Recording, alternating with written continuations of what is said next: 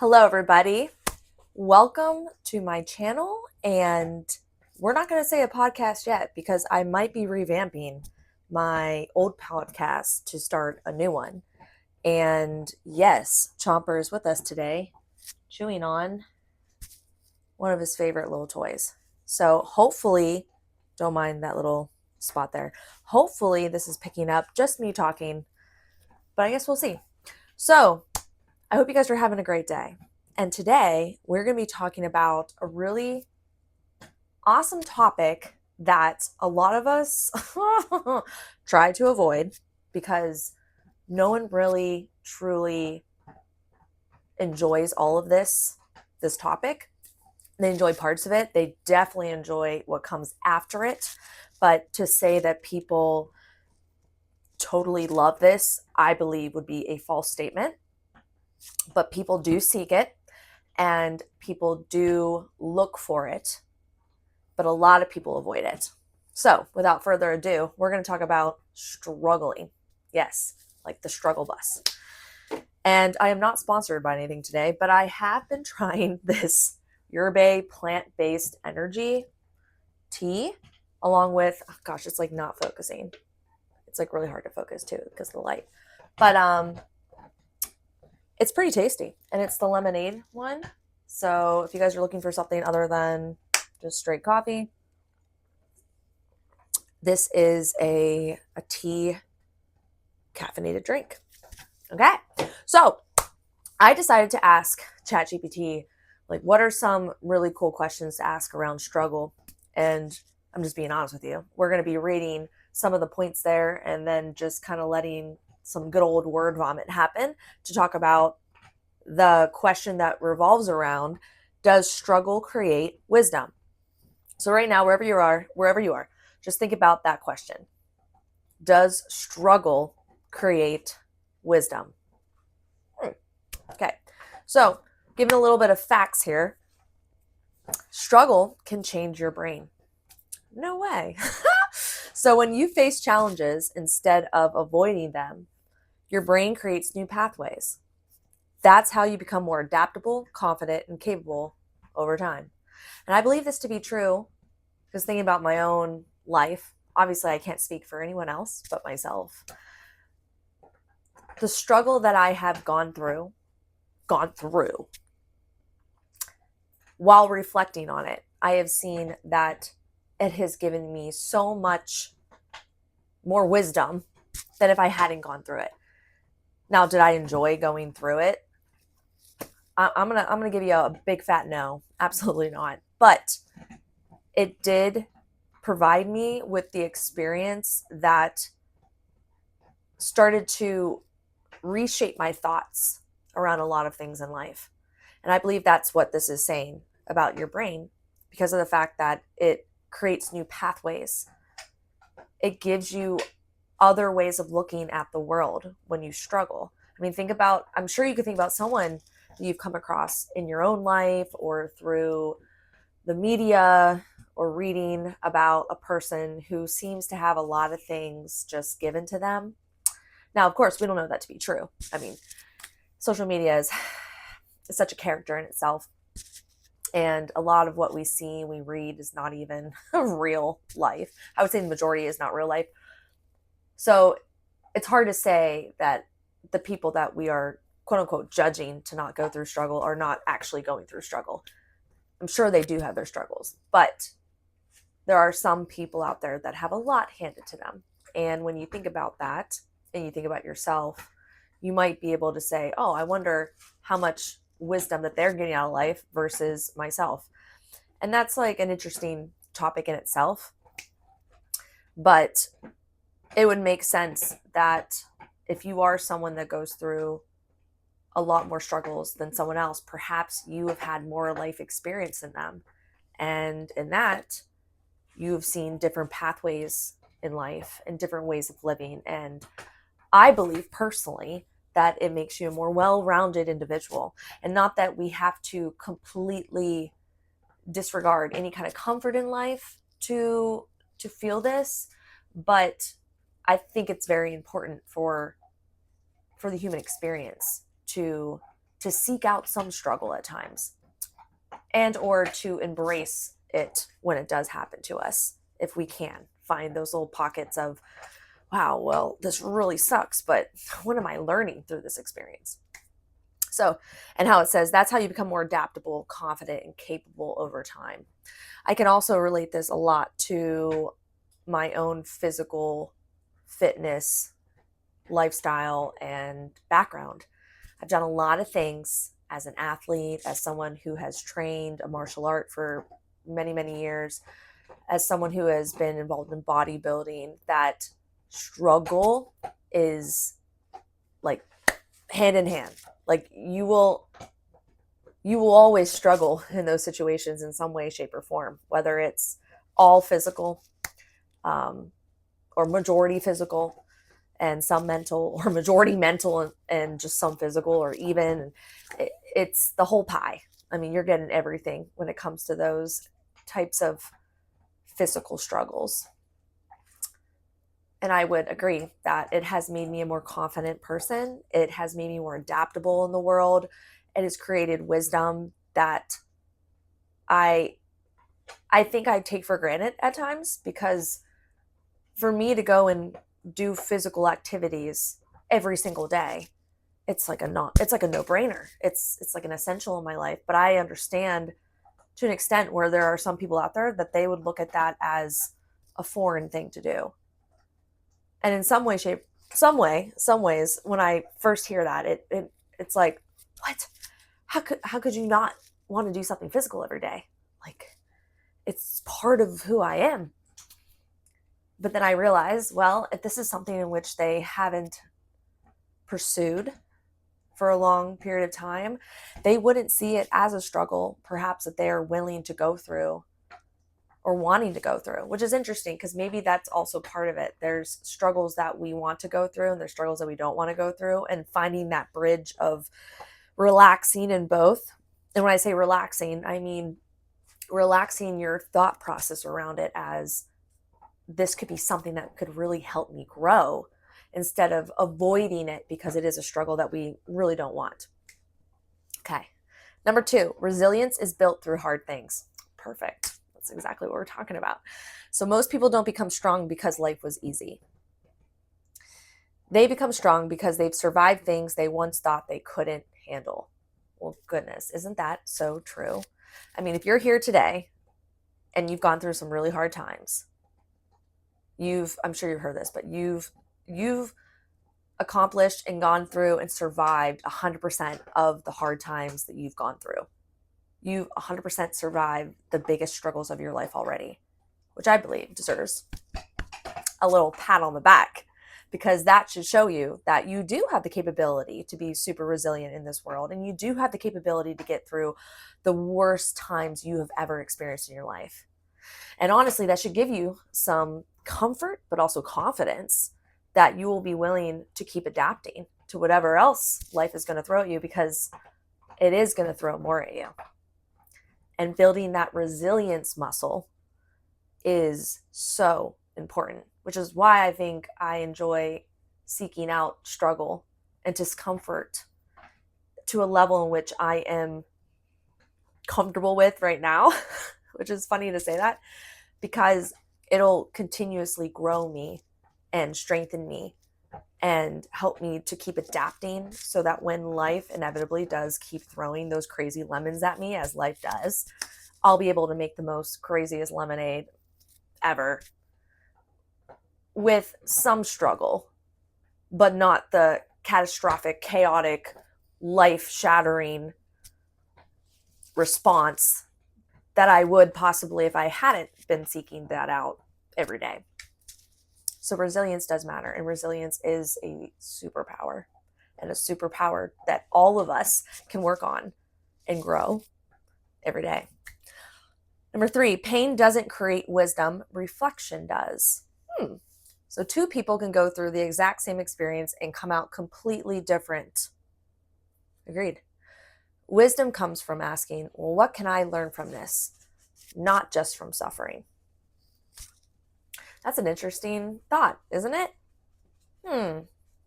So some people can grow from their struggles. Chomp is scratching the crap out of himself.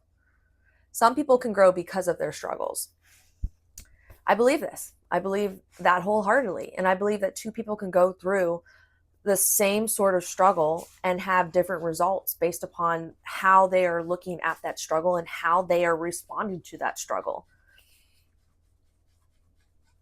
I mean, yeah, I think that's pretty much, we don't really need to say much more about that. I think we've already kind of talked about that a lot. Let's see. Oh, I kind of read number 4. That's what I was saying. I was going to say, I'm like, wait a minute. All right, so if I go to number 4, some people grow because of their struggles. Many people look back on their hardest seasons and realize those experiences change their priorities, deepen their relationships, or help them discover who they really are. Ooh, yes. Yes. I believe that the human experience is maybe more about the extreme spectrums of life, which is like that crazy, I'm on top of the world, loving life, loving myself, loving people around me feeling, and the deepest, darkest hole that you could ever find yourself in: struggle, isolation, sadness, depression, feeling hopeless. I feel like those are the two spectrums, the furthest spectrums away from each other in life, that will grow you and make you fully experience what this life is all about. And without experiencing both in some way, I feel like you're missing out, because we need both to understand the extremes of the dark and the light, and to appreciate both in some ways.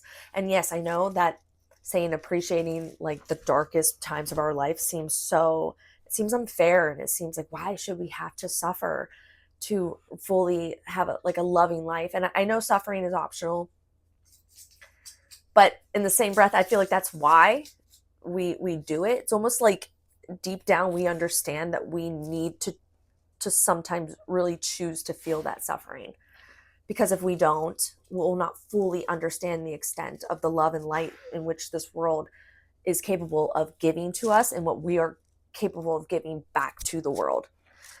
Oh, that's good, huh? I really like that part. And yes, it helps you discover who you truly are.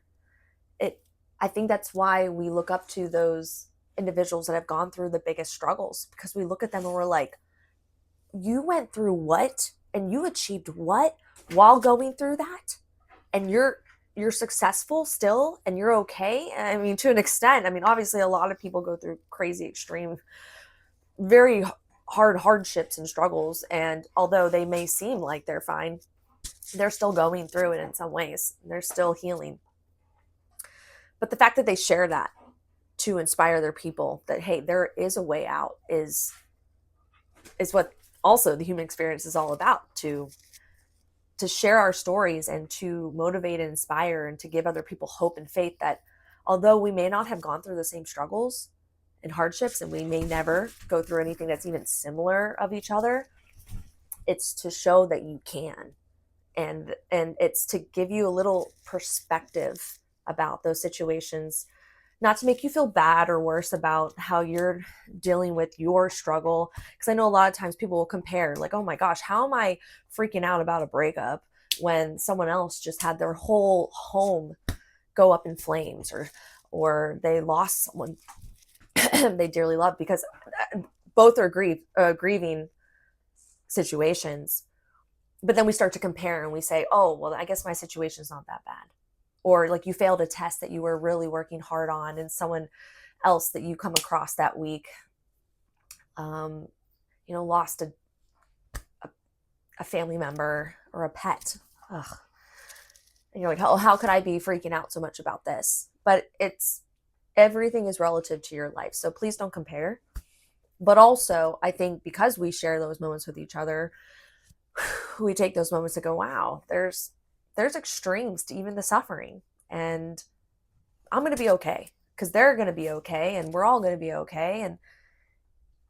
And having that camaraderie, is that the word, with each other in those moments, to be like, we're gonna be all right, and to not sit in it, right? Because that's also a very good point that I want to make really quickly, that a lot of times we join forces with other people that are going through moments like us. And instead of reflecting on it and putting something positive or at least neutral in place of that at some point in time, we sometimes get wrapped up in that whirlpool of darkness with others, and we attach because of the sadness, and we never get out of that attachment, especially because we feel seen and we feel heard and we feel like community, even in that depressive grievance kind of loneliness state, that we feel like if we start to elevate, we'll lose them, or vice versa. And instead, it's important to be like, wait, we can elevate together. We can get better together. We can help support each other. So that's something important to think about. I think a lot of people get lost in the sauce of loneliness. And the last point, avoiding struggle often creates bigger problems. Avoiding struggle often creates bigger problems. Ooh, that's so good. All right. The difficult conversation that you avoid, the fear you don't face, the challenge you keep putting off, those things usually don't disappear. They tend to grow. This makes me think of the visualization of a rug. And let's say there's some dirt on the floor. And you're like, I don't want to clean it up right now. So you just sweep it under the rug. And the next day there's like a shirt and a sock on the ground. And you're like, oh my gosh, I don't have time to clean this up right now. And I don't want to. I'd rather nap. So you just sweep it under the rug. And the next day there's a dog toy, there's a shoe, there's you name it. A bunch of things are just falling on the ground all the time. You're clumsy. It happens. And instead of picking it up and putting it away and cleaning it and taking the time to do the thing you really don't want to do, and you'd rather just take a nap or have some chocolate cake or watch your favorite show or you name it, you just keep sweeping it under the rug. And before you know it, there is a huge pile of crap under that rug. And now there's this big mound in the middle of your room. And you look at this and you're like, oh my gosh, how did this get here? Or maybe you trip over it one day. You're like, and you break your leg. I mean, all that could have been avoided if you had just dealt with it when you first saw that there was a need to deal with a problem. A simple, maybe not so simple, but the task of dealing with it, of going head on to picking up the dust or the dirt or the shoe or whatever, is simple, but we make it more complicated because we avoid it. And that grows. It grows over time. And before you know, you have a bigger problem that could have been settled, or at least started to be settled a long time ago. The difficult conversation you avoid, the fear you don't face, the challenge you keep putting off, those things usually don't disappear. They tend to grow. How many times have you wanted to speak up about something and you hadn't? And you realize over time that because of that, you just started to tolerate the way that people speak to you, or you tolerate the conversations that you're in. Maybe you just never have that important conversation and it's too late. That person no longer is here, or you're not able to have access to them anymore.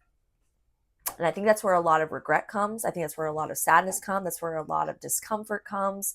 And that is where a lot of people become bitter. It's just not a good place to be. And of course, we all have our reasons for not. But at the end of it, we are avoiding things that we see as a struggle and a major discomfort that we do not want to face head on. And I understand, because there's even things in my life right now that are hard for me to look at as something like, woohoo, excited to go attack that big old discomfort ball of whatever. But that's why we do those little struggles every day. They give us like a little tear in the muscle of struggle and discomfort, so that when those bigger things happen in life, we go, well, I've been working on this for so long, this is not going to be that big of a deal. It's like wanting to go lift 50 pounds. And you've really never lifted 50 pounds before, and you go to lift and you're like, holy crap, I can't lift it, because you haven't been training or conditioning to lift 50 pounds. But let's say that you said, you know what, I'm going to start lifting, like, I don't know, 2.5 pounds today. Maybe next week we'll graduate to 5 pounds, and you keep doing the increments to lead up to 50 pounds. And maybe you don't actually get close to 50 pounds. Let's say you get like 35. You've never lifted 50 pounds, but a day comes where 50 pounds just comes out of nowhere. You're like, no, you got to lift it. Bless you, Chomp. I'm sure you see his legs in the air right now. And you go, all right, well, I'm going to give it a go. And you built up some muscle. So you go to pick up those 50 pounds and it's a struggle. Maybe you kind of like, you're wobbly and it's really hard to do, but somehow you make it. Or maybe you don't get it on the first try, but then you take a moment, you take a breather, and you're like, well, I'm not really afraid to do that much anymore because I've been kind of working on this. And maybe the next day you're able to fully lift the 50 pounds because you're like, I'm ready now. I hope you're picking up what I'm putting down. That we shouldn't be avoiding struggle. We shouldn't be avoiding the hard situations. We shouldn't allow fear to take over our life. We shouldn't, because we know deep down that if we were to just do the little things every day, we could be a lot stronger, more confident to do these things. And it does take some discomfort. It takes a lot of discomfort. But the more that we do that, the more that we get comfortable with the discomfort, so that when discomfort inevitably comes and struggle inevitably comes, we're not that extremely fearful of it. And we do have some confidence build up. And I'm not just talking about the physical aspects of things. I'm really talking about the mental part, because everything starts up in your noggin. Everything. If you think you can, you can. And if you think you can't, you can't. So start doing the things every day that make you a little bit closer to thinking that you can accomplish anything that you want to accomplish, and that you can get through any struggle that comes your way. And you'll see that you will. So I don't really think that struggle automatically makes us wise per se. I think it gives us opportunities to develop wisdom. And I really do believe that wisdom comes through our responses.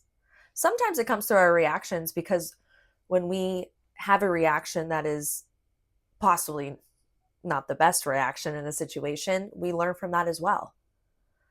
And then we learn that responding to situations is a better tool and skill to have than to just be reactive. So wisdom does come through the struggle, but it comes through the way in which we respond to the struggle. So do you think that wisdom comes from struggle itself, or from how we choose to respond to it? I would love to know your thoughts on this.